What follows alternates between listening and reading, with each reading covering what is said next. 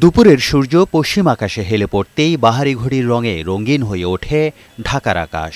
রংধনুর রং আর ঘড়ির রং একাকার হয়ে মিশে যায়। ঢাকার আকাশ দখল করে নেয় রং বেরঙের ঘড়ি। এ বাড়ি থেকে ও বাড়ি সব ছাদেই যেন আনন্দ আয়োজন।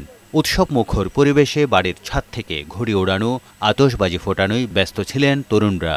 ঘুড়ি উড়াইছি, সারাদিন অনেক ফুর্তি মজা করছি।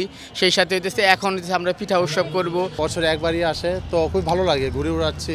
আগের যে একটা আমেজ ছিল ঘুড়ি উড়াবো বা এটা এখন দিন দিন চলে যাচ্ছে। পৌষ আর মাঘ মাসের সন্ধিক্ষণে নতুন ফসল ঘরে তোলার আনন্দে এই উৎসব উদযাপন করা হয়। মোগল আমল থেকে শুরু হলেও সাকরাইন নামের এই উৎসব এখন ঢাকাই উৎসবে পরিণত হয়েছে। তবে বর্তমানে ঘরে নতুন ফসলের আনন্দ না থাকলেও আছে শীতের পিঠাপুলি।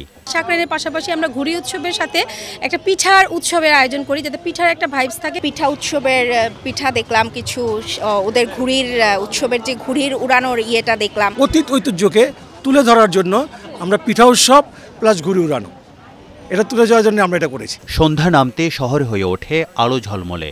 রংধনুর মতোই রাজধানীর আকাশের রং পরিবর্তন হয় ক্ষণে ক্ষণে।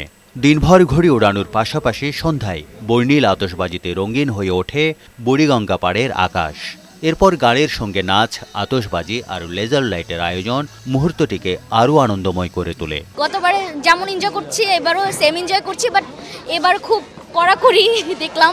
এখন তো মনে করেন ট্রেন হয়ে গেছে এই লাইটিং, তারপর আতশবাজিটা যে উড়ায়, তারপর ঘুড়ি উড়ায়, এগুলো বেশি ভালো লাগে।